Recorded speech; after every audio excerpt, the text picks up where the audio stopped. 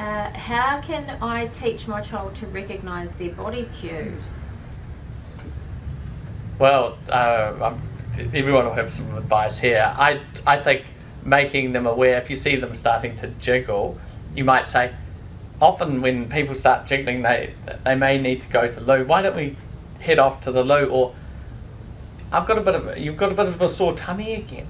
Maybe that we need to go to the toilet, and you can start discussing those various things. I'm sure you guys have got some other. Schools these days are doing a lot more interoception.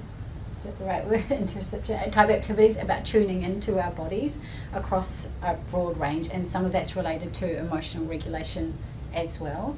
So schools are attempting to work with children now to notice sensations in their bodies, and some of that is related to being able to calm our bodies as well. So those types of activities, as well as gross motor programs and things like that, and noticing how we feel and those types of things as well, which we hope is supporting.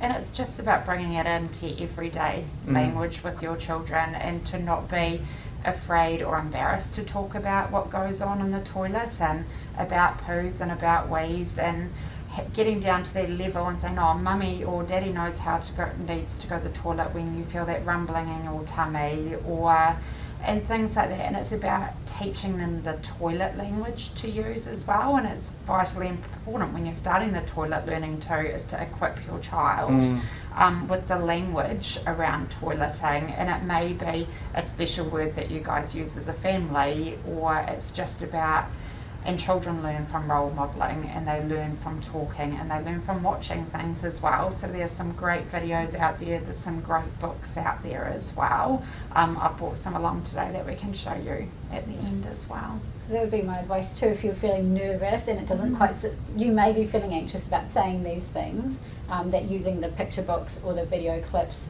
puppets, you can remove it from yourself, or a soft toy as well if you're feeling uncomfortable. But ultimately we want to normalise it. Yeah. I find the wording to my kids, the way that you word things, when I say to them, if I notice that they need to go toilet, and I say, you need to go toilet, come on, let's go. It doesn't really, if I say, come on, I think it's time that we try. Yes.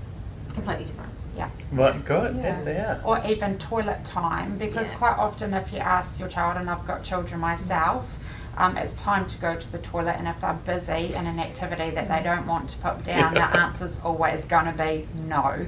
And it's about getting them to tune into their bodies, like you're asking, and like your body's got a natural reflex to empty after you eat. So instead of having afternoon tea and removing that screen time for that time, to allow them the opportunity to know what's going on with their bodies, and just changing your routine during the day. I mean, it's about like wanting them to go. When I say you need to go, I've already taken that chance away from them, for them making the decision that they want to go. So, or if they're further along, they may not be feeling those signals in the moment, and that would be quite frustrating. Like I'm sure as adults, if you actually don't feel the urge to go, but you have someone, it takes away that as well. Absolutely, and that's when it comes back too with these children that have PO accidents, because their bowel's so stretched and they've lost that sensation, that if you ask them that they need to go, or have they had a PO accident, they're automatically going to say no, because they don't have that sensation there. So that's when it's really important to establish those toilet sits after meals, and really praise for the attempt in trying, even if you don't get a result from it.